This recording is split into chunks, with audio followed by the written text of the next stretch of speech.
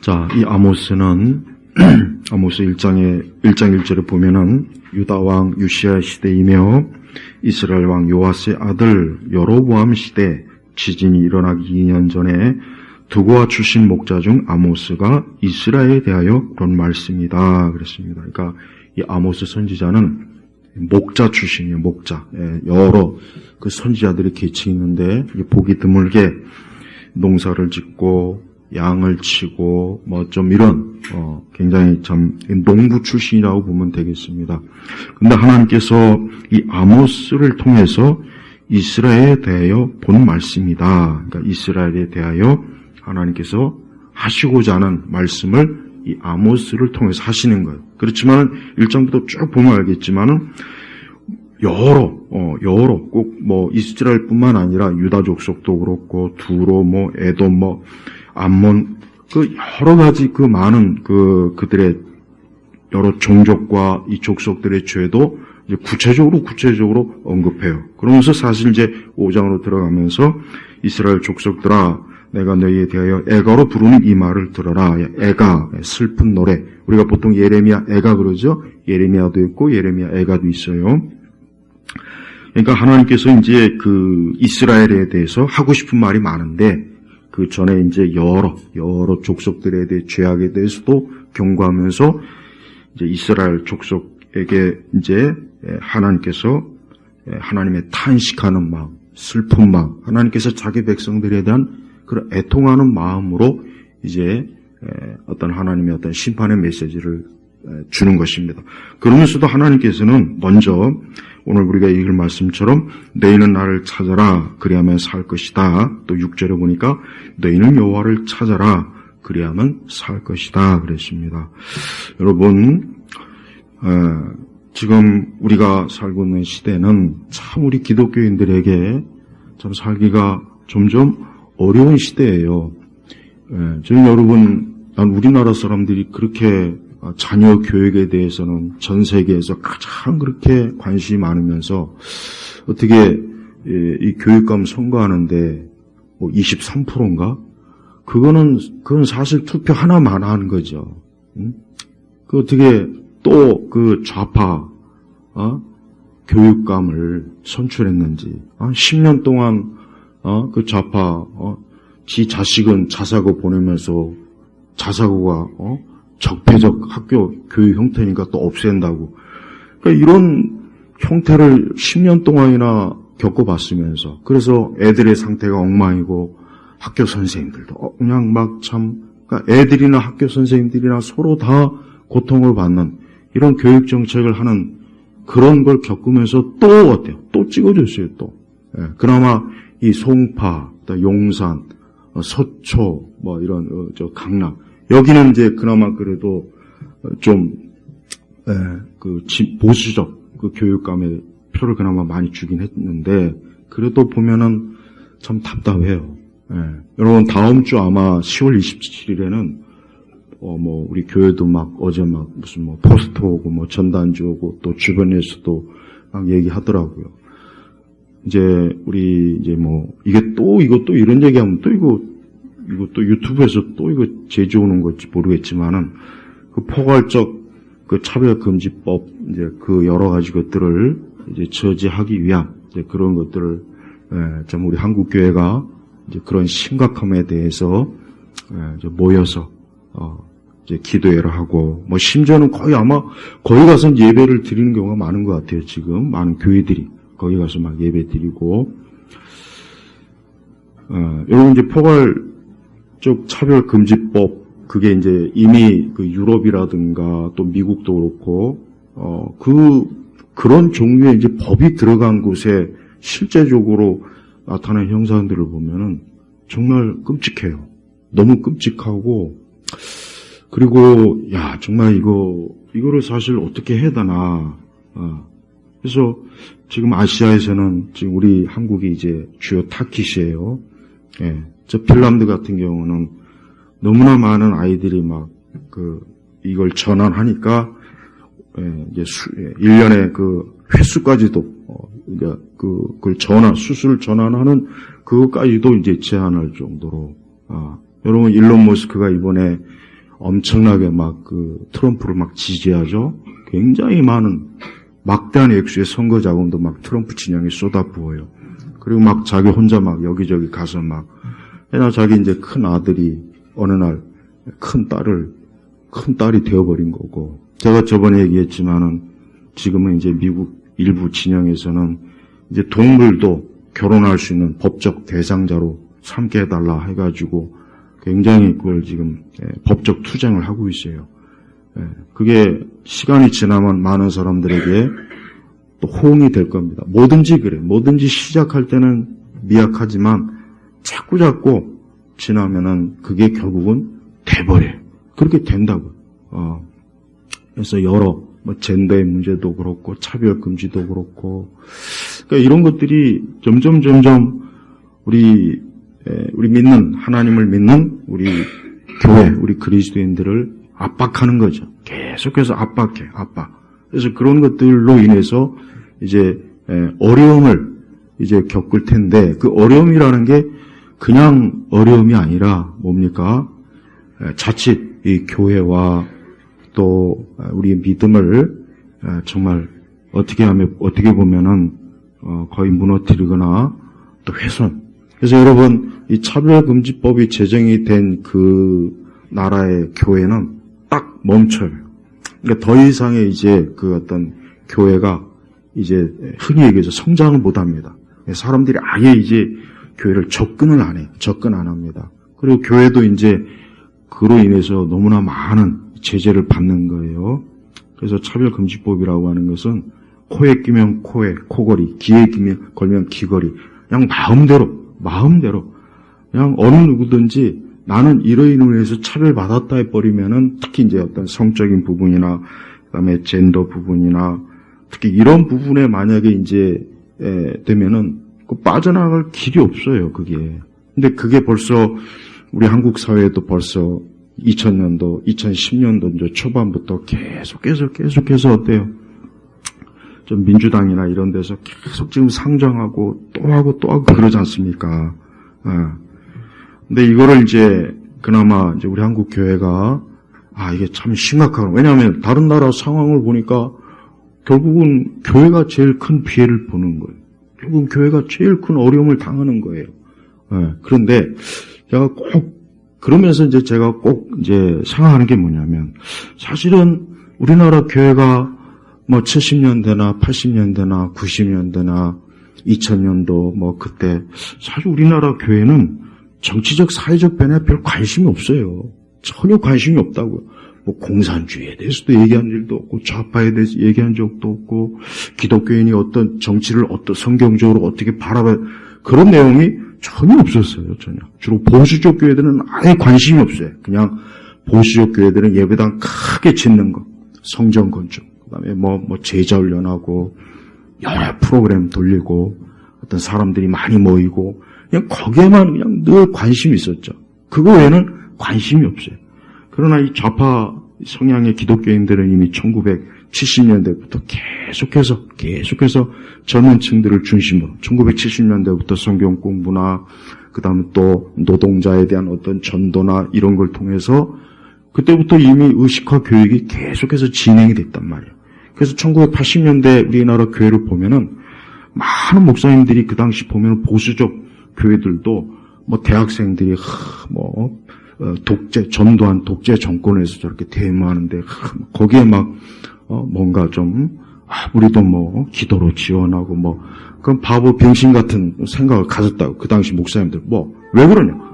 아무것도 모르니까 집불도 아무것도 모르니까 민주화를 위해서 뭐 하면 우리도 좀 거기에 막 심정적으로. 그래서 그 당시 그 설교들을 제가 80년대 그 유명 목회자들 설교를 들어보면은 하나같이 내가 욕을 또 하고 싶지는 하면 안 되겠고, 참 진짜 너무 무지하구나. 그냥 감상주의자, 아무것도 모르면서. 근데 이제 와서 저렇게 몇만 몇십만이 모인다고 해서 이게 과연 해결되겠냐 이거예요. 우리나라 정치적 사회적 지금 상황은 굉장히 안 좋아요. 그러면 이게 그러면 그러면 아직도 많은 그리스도인들은, 교회를 다니는 사람들은 그게 우리하고 무슨 관계가 있습니까? 그게 뭘 그렇게 그게 관계가 있다고 그걸 자꾸 교회죠? 뭘 그런 얘기를 합니까? 그렇게 자꾸 생각하면은 안 되는 거예요. 그렇게 되면은 결국은 이 포괄적 차별금지법이라든가 그 외 거기에서 파생되는 많은 문제들이 결국은 우리 자신을 괴롭히고 우리의 자식들을 괴롭히는 거예요. 이 다음에 여러분 지금 태어난 애들이 이 다음에 커서 결혼 정년기가 돼가지고 어느 날 결혼 상대자라고 데려왔는데 진돗개를 데리고 왔어요. 그런 일이 없으리란 법이 없다니까요. 지금 제가 말했잖아요. 미국에서는 벌써 이 동물도 결혼 상대자로 법적 인정을 해달라는 그러한 일들을 구체적으로 지금 하고 있단 말이에요. 이제는 동성이니 양성이니 개인이 이런 차원도 이제는 이미 벌써 이런 차원도 이미 넘어갔어요. 유럽 같은 경우. 그나마 우리나라가 그래도 아직은 근데 이제는 좀 더 시간이 지나면 이런 모든 것들에 대한 엄청난 충격들이 우리 일상생활, 우리에게 닥쳐오는 거란 말이에요. 그러니까 많은 우리 그리스도인들이 이런 걸 모르고, 그리고 봐요. 난 참 이해가 안 가는 게 그래요. 힘들다. 국가 경제가 안 좋다. 세상이 안 좋다. 맨날 방송이나 언론에서 맨날 떠들어대요.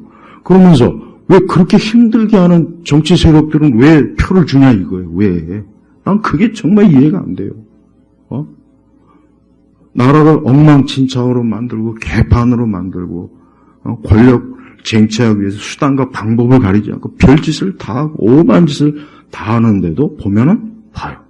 표를 줘서 당선시키고 그 인간들이 국회에서 개지랄 떨고 별짓 다 하고. 여러분 지금 정치적 세력들 지금 상황 보면 알겠지만은 보수 세력은 굉장히 지금 취약해. 엉망진창이야. 맨날 신문 보면 김여사, 아주 김여사인지 뭔지 아주 그냥. 근데 제가 이제 왜 이런 것들을 얘기하나, 우리 그리스도인들은 이 세상을 어느 하나의 단편적인 방향에서만 보지 말고 통합적으로 봐야 되는 거예요. 통합적으로. 그러니까 교회 안에서 맨날 우리가 하나님 믿는 그 신앙이라고 하는 게 그냥 우리가 기도 잘하고 기도에 열심히 참석하고 열심히 말씀 성경 공부 배우고 그것만이 마치 신앙의 전부라고 여기는 그 잘못된 형태들. 근데 좌파들은 잘못된 방향으로 그거를 확장을 시켜버린 거예요.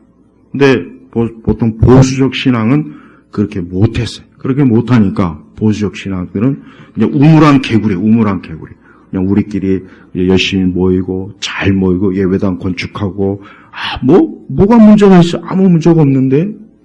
하지만 점점 어때요? 저 멀리서부터 어때요?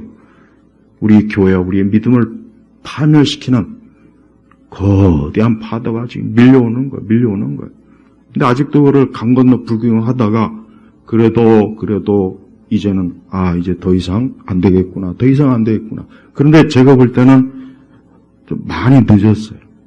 한 10년 전이나 20년 전에 이랬으면 좋았을 텐데 많이 늦었어요. 많이. 교회는 거의 대부분 이 좌파적 성향의 그런 사람들이 거의 대부분 다 잡고 있다고요. 일단 신학교나 신학대학이 그래요. 신학교가 가는 곳에 교회가 가게 돼 있습니다. 이건 옛날부터 서구에서도 하는 말이에요.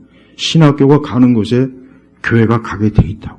그러니까 신학교에서 계속해서 이 좌파적 성향의 신학과 그런 것들을 가르치는 한 일상 교회에서는 해봐야 소용이 없어요. 안 된다고.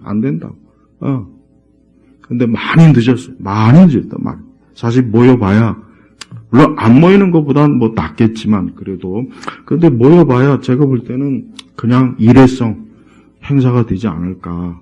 물론, 그런 모임을 위해서 수고하고 애쓰는, 그래도 그 마음의 중심이, 어쨌든, 이게 이 교회가 이런 법으로 인해서 해를 받으면 안 되겠다는 그 마음의 중심은 저도 참 귀하게 여기고, 우리는 그걸 놓고 참 기도로 함께하고, 또 사실 그럴 필요는 있습니다. 그러나, 너무 많이 늦었고, 너무 많이 상황이 안 좋고, 또 여러분, 우리 한국은 이제 계속해서 기울어져 가고 있어요. 일단 인구가 급속도로 계속 줄고 있죠. 경제적으로도 계속해서 지금 문제가 커지죠.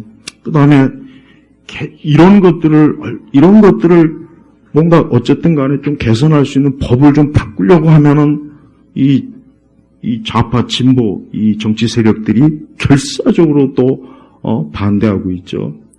틀어막고 있죠. 그러니까 뭘 못 해보는 거예요. 이제 거기다 이제 어쨌든 모든 면에서 이제 한국 교회를 이제는 이제 씨를 말려야 되겠다. 이런 생각을 가지고는 이 정치 세력들, 이런 세력들이 있단 말이에요. 그러니까 이런 세력들이 어떻게 하면 한국 교회를 좀 여러 형태로 무너뜨릴까? 그 사람들이 오랜 세월 동안 다각도로 연구하면서 하는 일들이 뭡니까? 교회가 근본적으로 교회가 어때요? 교회가 하나님의 말씀대로 가르치지 못하게 하면 되는 거예요. 그래서 하나님 말씀에 적당하게 교회에서 그저 사람들이 그저 교회에 모여서 그저 좋은 얘기 듣고 그저 은혜로운 말씀 들으면서 기분 좋게 그 정도로만 딱 끝내는 거예요. 그러니까 더 이상 교회가 쓸데없는 얘기 못하게 하는 거죠. 다른 얘기 못하게 입을 막고자 하는 거고, 또 교회가 어쨌든 간에 이 세상의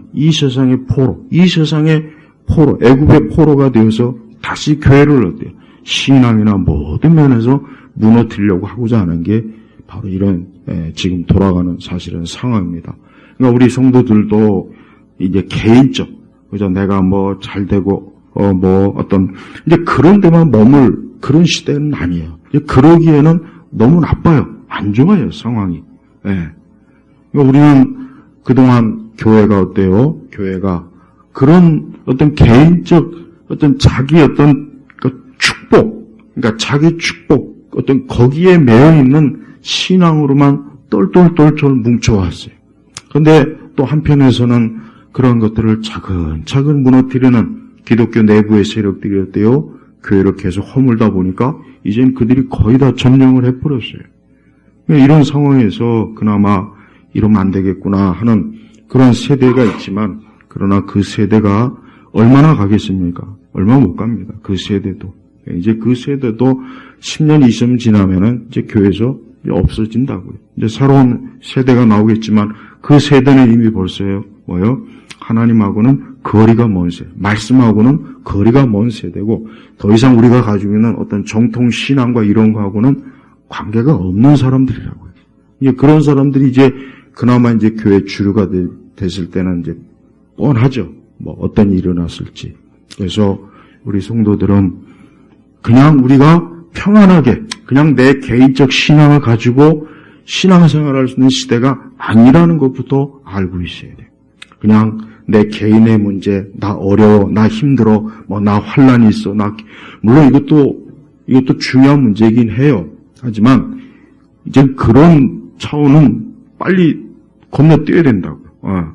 건너뛰고, 우리가 이 하나님의 거룩한 이 교회, 또 우리의 믿는 우리 성도들이 어떻게 이 세대와 또 앞으로의 세대 속에서 계속 복음을 전하고 교회가 계속 세워지고 믿지 않는 자들을 우리 예수님께로 전도하고 이끌어내고 이러한 일들을 계속해서 그 사명을 잘 감당하려면, 그렇게 하려면 어때요? 교회가 영적인 힘이 있어야 되고 영적으로 단단한 토대에 머물러야 되지 않겠습니까? 근데 바로 그와 같은 것들이 너무 많이 지금 손상이 됐고 훼손이 돼서 참 이걸 다시 재건하고 극복하기가 참 어렵다 하는 그런 것들을 인식하고 우리가 믿음 생활, 우리가 신앙과 교회를 우리가 살펴봐야 됩니다. 우리는 여러분 이러한 것들이 아직도 이런 얘기를 하면은 그렇게 크게 와 닿지 않는 그런 생각을 좀 많이 하는 것 같아요. 하지만 조금만 더 지나보십시오. 이게 얼마나 우리에게 있어서 그냥 재앙이었어요. 다른 게 재앙이 아닙니다. 엄청난 재앙들로 우리의 피부에 와 닿게 이젠 하나하나 닥쳐오는 거예요.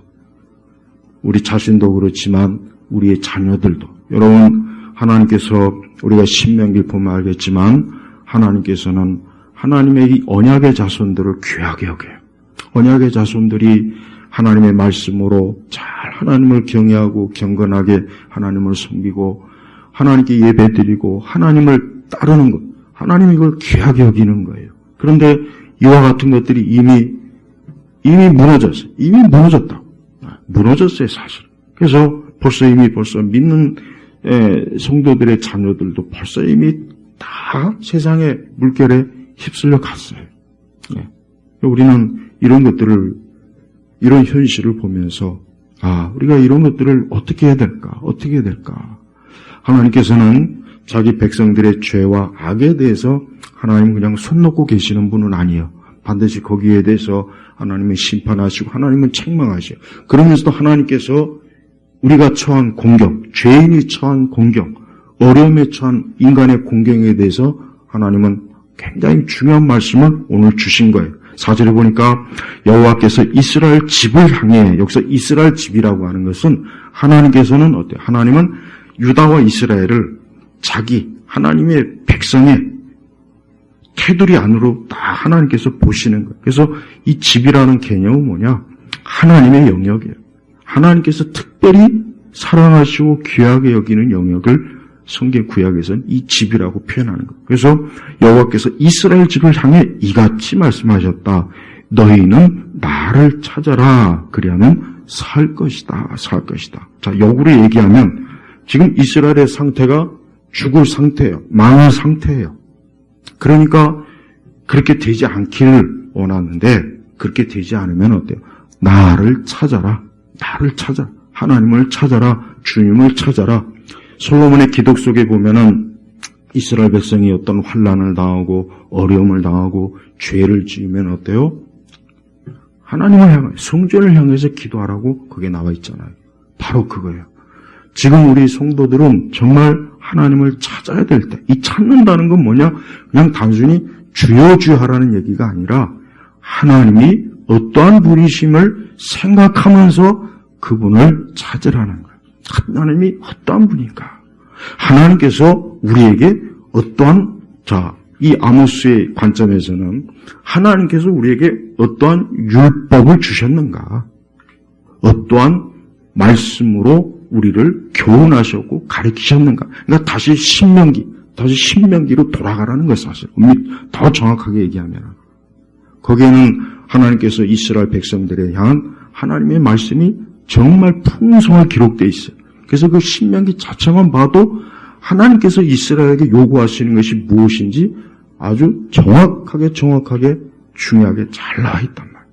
그러니까 하나님을 찾으라는 것은 다시 하나님께서 모세를 통해서 너희에게 가르친 그 하나님의 법도를 생각하면서 그 법도 안에서 살아가는 것을 다시 어때요? 회복하라. 그 뜻이, 그 찾으라는 얘기가. 그래서 여러분, 우리가 기도회로 모이는 건 굉장히 중요해요. 기도 참 중요합니다. 그러나 기도회로 모여가지고 많은 사람이 기도회로 모였어요. 그래서 기도해요. 하나님 이런 문제를 해결하시고 저런 문제도 해결해 주시고, 그거로만 끝나면 안 되죠. 하나님의 말씀에 비추어서 어때요? 바꿔야 될 거, 끊어야 될 거, 돌이켜야 될 거, 그런 것들을 처리해야 되지 않습니까? 왜 그런데 그와 같은 것들. 아니, 여러분, 차별금지법도 벌써 10년 전부터 그게 계속 심각하게 대두가 됐는데, 아니 그런 걸 심각하게 설교한 교회들이 몇 교회나 됩니까? 내가 아는 바에 하면 중대형 교회들, 거의 큰 대형 교회들은 그런 거 언급도 못했어요. 물론 자체적으로 세미나도 하고 그런 건 있겠지만 공예배 때 그런 것들을 공개적으로 거론하지는 않았다고요. 그러니까 그런 것들을 안 하면서 우리 기도회로만 모입시다 하는 거는 이건 아니에요. 그러니까 다음 주에도 이제 모여서 기도했어요. 그러면 그거면 다 되겠냐? 아니죠. 야, 그동안 우리가 목회자들이, 신학자들이, 야, 그동안 우리가 교회에서 왜 우리가 이러한 일에 대해서 성경적으로 왜 성도들에게 분별을 가리키지 못했나 하는 것들도 알려드리지 않습니까? 근데 그런 걸 안 하면서 그냥 크게 모였다 하는 데만 관심을 갖고 그거에만 의미를 둔다면 사실은 이 말씀대로 하나님을 찾은 건 아니에요. 그래서 우리가 하나님을 찾는다는 것은 물론 내가 하나님께 기도하는 거예요. 그렇지만 그동안 어디에서 잘못됐지? 어디에서 문제가 있었을까? 어디에서 오류가 있었을까? 어디에서 우리가 하나님 말씀이 이탈했을까? 왜 교회가, 여러분, 어떻게 하나님 믿는 교회가, 하나님 말씀을 믿고 따른다는 교회가 공산주의나 좌파나 그런 신좌파, 그런 학자들, 그런 사람들, 그 다음에 이 세상의 그런 여러 문화들에 대해서 왜 입도 껌뻑 안 하고 맨날 교회에서 하나만 하는 소리, 맨날 왜 그런 말로만 그냥 넘어갔냐 이거예요. 근데 그러니까 기도하지만 또 만약에 그런 식으로 하면 소용없어요. 소용없다고요. 그래서 우리가 하나님께서 여러분 유럽이라는 나라, 미국이라는 나라를 보면 왜 저 나라가 지금 혼란스러운지 압니까? 다른 게 아니에요. 세대가 변한 거예요. 세대가. 적어도 2차 대전이나 60년도나 70년도까지는 그래도 어쨌든 간에 성경과 기독교의 어떤 이런 것들을 영향을 받은 그 세대들이 있었기 때문에 그나마 사회나 정치나 여러 부분에서 그래도 이 뭔가 이렇게 방어할 수 있는 그런 힘이 있었지만 그 세대가 이제 다 떠났잖아요. 그 세대가 다 떠나니까 어때요? 유럽도 그렇고 미국 사회도 그렇고 엄청나게 이제 더 이상 기독교적인 정신, 기독교적인 어떤 그런 토대를 둔 사회, 정치, 경제, 문화, 예술 이런 것들이 이제는 흔적을 찾기가 어려워요. 흔적을 찾기 어렵다고요. 그러니까 혼란스러운 거예요. 그러니까 우리나라도 마찬가지예요. 우리나라도 80년대, 90년대까지는 그래도 교회가 굉장히 힘이 있었어요. 힘이. 하지만 2000년대로 넘어오니까 어때요? 이제는 그렇게 기도하고 뭔가 하나님을 이렇게 했던 그 세대들은 이제 다 갔어요. 거의 없어요. 이제 없다고요. 그러니까 어때요? 교회 안에 이상한 사람들이 막 판치잖아요. 이상한 인간들이 막 목소리 높이면서 그러니까 그들이 말하는 개혁과 맨날 그들이 말하는 개혁은 가만히 보면 그냥 어떤 성경에서 말하는 어떤 성경적 신앙적 개혁이 아니라 사실은 밑바탕이 교회를 이 세상으로 끌고 이 세상의 늪으로 빠뜨리려고 하는 그런 개혁이에요. 그러니까 겉으로는 개혁해서 굉장히 막 거기에 열광을 해봤는데 막상 그렇게 해보니까 어때요? 교회가 성경에서 벗어나고 말씀에서 벗어나고 이상한 세속적 철학자들의 그런 거에 자기도 모르게 스며들고 근데 여러분 이게 엄청나게 심각합니다. 이러한 일에 빠져있는 사람들이 굉장히 많아요. 굉장히 많다고요. 그러니까 우리가 하나님께서는 그런 것들을 하나님이 어떻게 그거를 다루겠습니까? 다른 게 아니죠. 이 땅에 재앙이 오는 거예요. 결국은 사람은 하나님의 뜻을 벗어나게 되면 고스란히 그 고통을 누가 받느냐? 하나님이 받는 것이 아니라 사람이 받게 돼 있어요. 사람이 받게 돼 있다. 막상 자기 어떤 성을 딱 전환했지만 그로 인해서 엄청나게 고통받는 사람들이 무진장 많습니다. 정신적으로, 육체적으로 막상 해보니까 이게 아니었구나 하는 것들을 겪어보는 거예요. 근데 그 전까지는 또 모르죠. 여러분 이제 앞으로 이런 포괄적 차별금지법이 되면은 부모님들도 이제 자녀들에 대한 그 권리가 거의 싹 박탈돼 버려요. 거의 싹 박탈됩니다. 진짜입니다. 그래서 아이의 그 성에 대해서도 부모가 이제는 간섭을 못하게 해버려요. 그러니까 우리 그리스도인 부모들이 제일 타켓이 되겠죠. 여러분 세상은 내가 볼 땐 세상 관심도 없어요. 세상은 어차피 원래 그렇잖아요. 사실은 저들은 하나님 모르는 사람들이니까 말씀이 없으니 저들이야 이렇든 저렇든 뭐가 뭔지도 모르고 고통받고 괴로움당하고 그러면서 그냥 결국은 흑암에 빠지지 않습니까? 그러나 우리 믿는 성도들은 적어도 아니잖아요. 적어도 아, 이게 아닌데. 근데 이게 아닌데에서 끝나지 말고 왜 아닌지에 대해서 알면서 야, 이거를 좀 대처해야 되겠구나. 이렇게 했었으면 참 좋았을 텐데 그렇지 않았잖아요. 예전에 노무현 대통령 때 제가 처음에 그랬죠. 난 그때 보니까 그때도 내가 이제 목회 초기인데 교회 안에 청년들이 노무현 대통령을 엄청나게 막 다 지지하더라고요. 다른 교회도 다 그랬어요. 보니까 우리나라 많은 그리스도인들이 굉장히 노무현 대통령에 대해 지지를 정말 전폭적 지지를 많이 했습니다. 그래서 어떤 목회자는 누군가 막 노무현 대통령을 막 욕하니까 막 차로 들이받아가지고 막 그런 사건도 있었고. 그런데 봐요. 나는 그때도 그게 이게 아닌 것 같은데 이게 아닌데 벌써 이미 어때요? 그 당시 정교조육을 받았던 애들이 그쪽으로 많이 기울이는 거예요.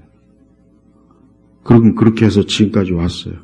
좋은 세상이 왔습니까? 좋은 세대가 왔습니까? 여러분, 우리 성도들이 물론 이 땅에서 이 땅에 무슨 완전한 평화나 천국이나 그런 걸 지금 바라라는 게 아니에요. 적어도 우리가 신앙생활 하는데 좀 잘못된 간섭을 받지 말아야죠. 우리가 신앙생활 하는데, 우리가 교회를 세우는데, 전도하는데, 복음을 전하는데, 우리가 우리 자녀들에게 말씀을 가르치는데, 우리가 하나님 앞에서 이 세상에서 우리 믿음의 어떤 권리를 행사하는데, 적어도 그거는 우리가 훼손당하지 않아야 되지 않냐 이거예요. 그런데 그런 것들을 훼손하고 그런 것들을 무참하게 어때요? 무너뜨리는 이러한 세상이 벌써 이제 코앞에 닥치는 거예요. 예. 그래서 여러분, 우리는 그래요. 오늘 주의 말씀에 보니까 너희는 나를 찾아라 그리하면 살 것이다 그랬습니다. 그렇습니다. 무엇보다도 사실은 우리가 다른 어떤 것보다도 하나님을 찾는 게 참 중요합니다. 하나님을 찾는 게 중요합니다. 우리는 우리의 인생사에 많은 어려움이 있을 때도 하나님을 찾죠. 예. 우리 개인적으로 어려울 때, 환난을 당할 때, 몸이 아플 때, 어떤 문제가 생길 때 우리 하나님 찾잖아요. 찾고 회개하고 돌이켜야 될 거 돌이키고 그러지 않습니까? 마찬가지예요. 우리가 사회적으로도 이 세상이나 이런 걸 볼 때 우리가 이런 부분들을 보니까 참 하나님 앞에 기도해야 되겠구나. 그리고 또 왜 이렇게 됐을까? 왜 이런 문제들이 이 사회와 이 세상이 이루어졌을까? 그것도 우리가 생각할 줄 알아야죠. 그런 것을 생각하게 한 사람들이 사실 좌파 신학자들이에요. 그러니까 많은 젊은이들이 맨날 교회 가면 무슨 성령 받아라, 복 받아라 그런 얘기 듣다가 그런 사람들 얘기 들으니까 얼마나 신선하겠습니까? 이 사람들이야말로 깨어있는 사람이구나. 근데 깨어있는 게 아니죠. 그들은 또 잘못된 방향으로 젊은이들을 이끌어버렸어요. 우리가 하나님을 찾되 우리는 어때요? 하나님 말씀에서 하나님을 찾아야 돼요. 하나님 말씀에서 하나님을 찾는 겁니다. 하나님 말씀에서 벗어나서 하나님을 찾는 건 아무 의미가 없어요. 5절로 넘어가면은 베델을 찾지. 여기 베델, 길갈, 부엘, 세바. 이게 뭡니까? 가장 가까워요. 가장 가깝고 도망치기 좋고 거기가 숨기 좋은 것이에요. 근데 하나님 뭐라고 했어요? 찾지 말고 가지도 말고 건너가지 마라. 거기 가봐야 소용없다는 거예요. 거기 가봐야 그런다고 해서 너희가 사는 게 아니라는 거예요. 우리가 하나님 말씀에서 하나님을 찾지 않으면은 다른 방향에서 아무리 찾아봐야 소용이 없어요. 나는 교회가 어느 정도 제가 아까도 얘기했지만 교회가 좀 우리 믿는 성도들이 이 세상과 우리의 신앙을 어느 정도 좀 이렇게 연계하면서 이해하면 참 좋겠다는 생각을 항상 많이 해요. 그러면 우리가 투표할 때 우리가 어떤 정치 제도나 사회 제도나 경제 제도나 이런 거를 봤을 때 우리가 지혜롭게 우리 믿는 성도들이 신앙생활하기 좋은 사회와 좋은 세상을 만드는데 우리가 지혜롭게 쓸 수 있거든요.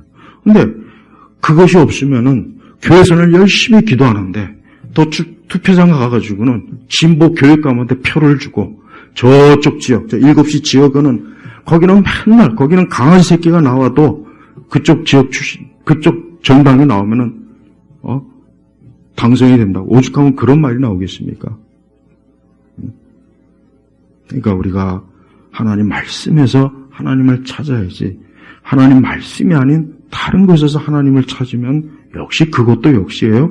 헛짓하는 거예요. 헛된 거예요. 네. 그래서 6절에 다시 한번 하나님이 또 간곡하게 너희는 여호와를 찾아라. 그리하면 살 것이다.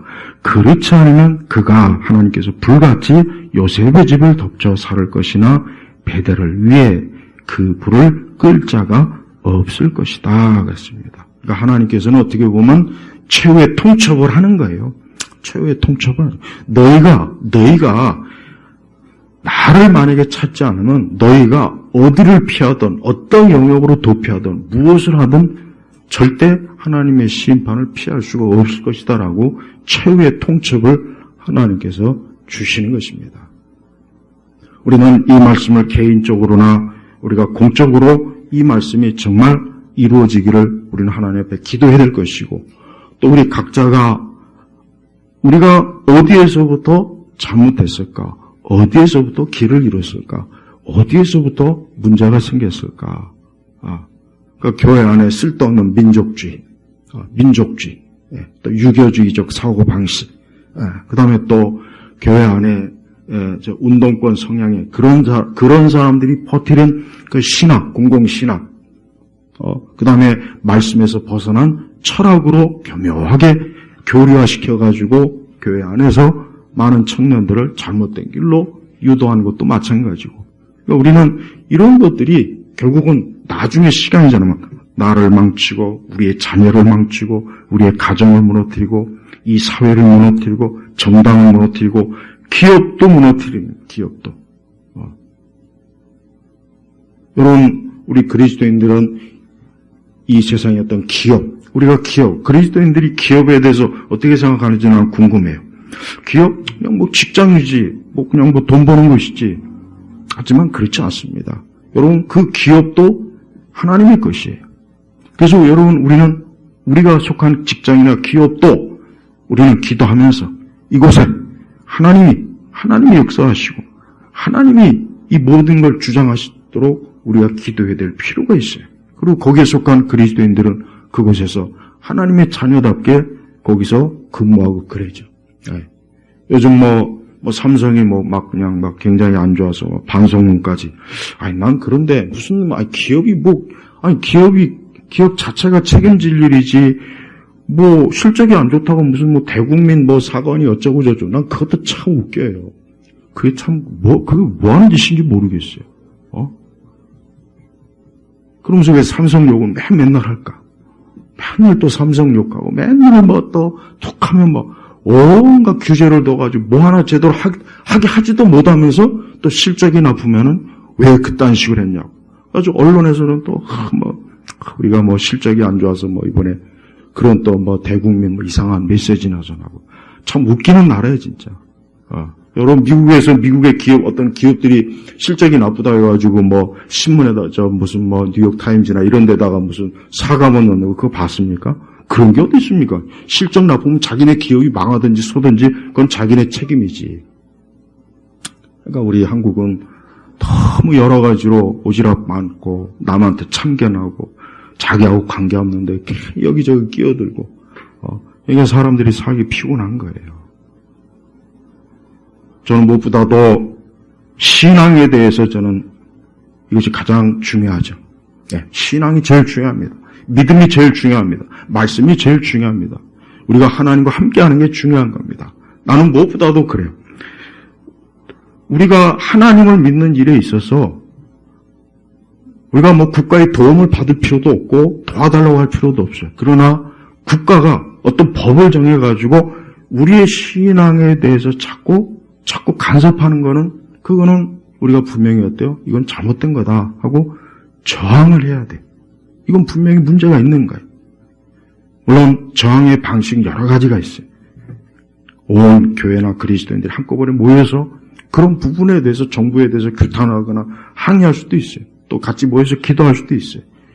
그거는 사실은 일회성이잖아요. 사실은. 그게 1년 360일 할 수 있는 건 아니잖아요. 무엇보다도 교회가 어때요? 다시 한번 하나님의 말씀으로 우리가 보통 하나님 말씀으로 회복하자 그런 얘기 많이 하죠. 하나님 말씀으로 회복하자. 근데 그 하나님의 말씀으로 회복하자 하는 것조차도 제가 볼 때는 어떤 부분은 참 저건 아닌 것 같은데 라는 생각이 들어요. 이번에도 여러분 보십시오. 다음 주에 하는 거 집회 형태를 보세요. 집회 형태를 한번 보시라고요. 그러면 저는 그런 집회 형태는 그냥 그런 집회 형태는 아닌데 제가 생각하는 건 바로 그거예요. 저는 무엇보다도 교회에서 우리 온 성도들이 하나님의 생각과 하나님의 뜻을 우리 성도들이 구체적으로 하나하나 배우면서 가르치면서 우리가 하나님을 섬기는 그 방식부터 그 길부터 첫 걸음 한 걸음 한 걸음 뛰는 게 일단 중요하다고 생각해요. 그 다음에 또 우리 성도들은 모든 영역, 우리 성도들의 영역, 우리 그리스도인들 부모들은 자녀들이 학교에서 어떤 가르침을 받고 그들이 교과서가 내용이 뭔지 그들이 지금 어떤 교육 정책에 의해서 아이들이 내 아이가 주일에는 교회에 오지만 주중은 학교에 가 있는데 그 아이들이 과연 교회에서 배우는 것과 반대가 되는 어떤 교육 내용을 가지고 아이들이 가르침 받지 않는지 이런 것도 확인해야 되지 않습니까? 근데 그런 거 확인 안 하잖아요. 네, 그런 거 확인 안 하지 않습니까? 거의 관심이 없다고. 난 예수 믿는 사람들이 민주당을 지지하는 건 정말 난 이해가 안 가요. 난 정말 이해가 안 갑니다. 난 그건 정말 모순이라고 생각해요. 그렇다고 해서 하나님께서 예수님이 국민의힘 당원이라는 건 아니에요. 어떤 사람은 그럼 뭐 예수님 하나님 뭐 국민의힘 당원입니까? 뭐 보수적 하나님입니까? 또 이렇게 얘기하더라고요. 그건 아니라고 얘기해요. 그럼 왜 그렇게 얘기하냐? 어떤 한 사람이 주장하는 가치를 생각해 보라는 거예요. 그게 하나님 말씀하고 100% 일치하진 않을 수 있어요. 그러나 하나님 말씀에 어느 정도 합치된 그런 정치적, 사회적, 철학적 내용을 얘기할 땐 그걸 지지하라는 얘기예요. 그러니까 그런 면에서 나는 예수님 믿는 사람들이 민주당 사람들한테 표를 주고 지지하는 거 보면 난 오래전부터 이해가 안 갔어요. 오래전부터. 근데 그런 얘기하면 이제 왜 정치 얘기하냐고 하도 그런 얘기하죠. 근데 자기들은 또 마음껏 정치 얘기하더라고. 나는 우리 성도들이 민주당 찍으시오, 국민. 난 그런 얘기 안 해요. 난 그런 얘기 안 합니다. 하지만 적어도 성경의 근간, 어느 정도의 성경의 말씀에 합치되지 않는 것들을 어떤 정치적 의제로 가지고 나온 그런 정치인들한테 표를 주면은 안 되지 않습니까? 난 교육감 선거도 이번에는 좀 바뀔 거라고 그래도 기대를 했어요. 그래도 이번에는 좀 바뀌겠지. 근데 바뀌기는 뭘 바뀌어? 떡하니, 또 진보 교육감이 당선되는 거 보고, 일단 투표율이 참 어떠만, 23%면 그걸 투표라고, 진짜 그걸 투표라고 할 수 있느냐. 그냥 법으로 투표율이 50%가 안 되면 재투표, 이렇게 차라리 법으로 정했어야 되는데, 그런 것도 없고. 그냥 단 10사람이 투표해서 6사람이 이쪽 지지해도 그건 당선이 되는 거예요. 그게 무슨 투표입니까? 그러니까 민주주의가 얼마나 말도 안 되는 잘못된 민주주의가 얼마나 나라와 사회를 망치고 교육을 망치는지 저는 우리 성도들이 이런 것도 좀 알면서 우리가 신앙생활하면 좋겠어요. 우리나라 교회는 오래전부터 1907년 그 평양 대부흥에 큰 영향을 받아가지고 교회가 이제 어떤 그 신앙적 습성을 가지고 있냐면 시간이 너무 많이 지났네요. 교회가 어떤 교회에서 모이는 형태의 그런 신앙 습성은 아주 잘해요. 모여서 기도해야 하고 새벽 기도해야 하고 금요 기도해야 하고 모여서 뭐하고 그건 잘하는데 그게 끝이에요. 그게 끝이라고. 딱 거기서 멈춰요. 그래서 우리 그리스도인들이 그렇게 한때 막 엄청나게 그리스도인들이 교회 세력이 컸지만 그래도 정치나 사회나 모든 걸 보면은 이상한 방향으로 벌써 70년대, 80년대, 90년대 가서 지금 이 모양, 이 꼴, 이 지경이 난 거란 말이에요. 이게 결국은 우리가 예수 그리스도가 나의 구제수이시고 나의 하나님이시고 예수님이 나의 죄와 나의 모든 형벌을 대속하신 분이라는 우리의 신앙까지도 이제는 부정하고 비틀어버리는 그런 세상, 그런 시대가 코앞까지 온 거예요. 우리 성도 여러분, 우리 성도 여러분들이 어렵고 환난이 오면은 하나님을 찾죠, 구하죠, 작정 기도회도 할 수 있고, 금식 기도회도 할 수 있고, 새벽 기도도 할 수 있고, 금요일에 나와 기도할 수 있어요. 참 좋은 거예요. 저도 그래요. 저도 더 어렵고 힘들면 저도 그렇게 기도합니다. 그러나 이 사회와 국가가 지금 만신창이가 되고 엉망이 되고 그런 걸 놓고서는 우리가 별로 관심을 안 쓰죠. 근데 결국은 그게 어때요? 우리의 교회와 우리의 신앙, 내 개인의 신앙까지도 이제는 어때요? 손을 대고 어떤 법적인 제재를 하고 어떤 사회적 제도적 제재를 하는 지경까지 이제 온 거예요. 그뿐입니까? 우리가 일상적으로 살아가는 모든 삶의 영역에서도 이제 또 다른 형태로 재앙이 오고 제재가 오겠죠. 저는 우리 성도들이, 저는 이 말씀이 하나님께서 이스라엘에게 주신 최후의 통첩이지만, 그러나 또 한편 이 말씀이 하나님께서 주신 은혜예요. 하나님께서 주신 은혜라고. 그래서 하나님께서 분명히 너희 나라를 찾아라. 그래야면 살 것이다. 살 것이다. 분명히 하나님께서 살 수 있다는 소망을 주셨잖아요. 소망. 이젠 끝이다. 야, 너 이제 끝이야. 이제 끝났어. 너 이제 망할. 끝났어. 그렇게 말씀하신 것이 아니라 어때요? 그리하면 살 것이다 라는 이 소망. 이 복음은 소망이에요. 소망. 여러분, 예수님의 십자가의 복음은 인간의 공격, 인간이 죄로 인해서 무너졌어요. 파멸됐어요. 파괴됐어요. 그래서 이 세상까지도 이제 모든 게 자연까지도 어느 한 영역 온전한 게 없어요.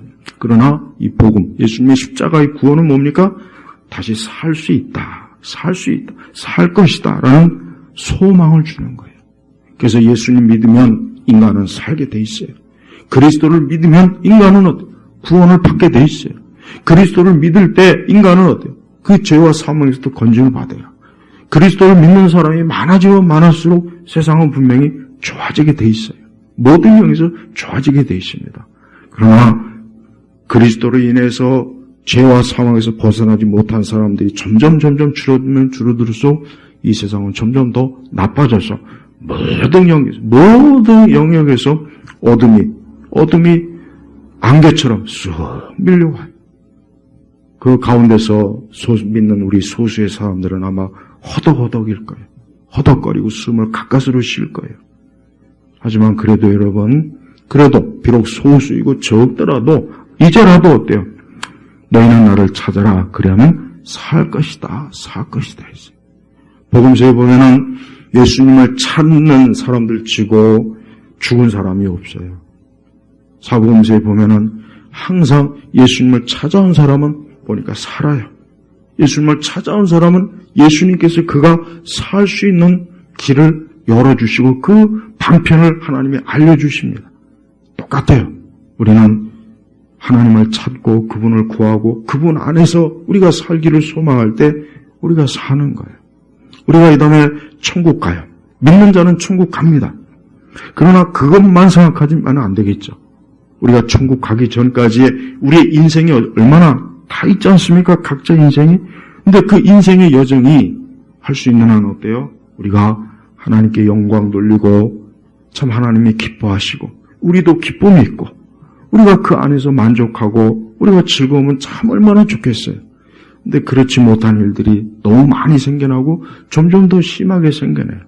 사실 제가 아까 잠깐 80대 목사님들을 좀 비방해서 그런데 사실 그때 그렇게 크게 크게 교회 외적으로 큰 문제 될 건 그렇게 많이는 없었어요.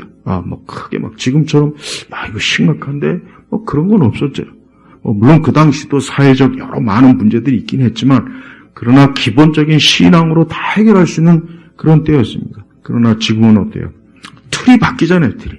우리가 인간이 살고 있는 이 기본 사회 틀이 바뀌고 있잖아요, 틀이. 그럼 그 가운데서 교회가 설 자리가 어디며, 우리 믿는 사람이 설 자리가 어디냐.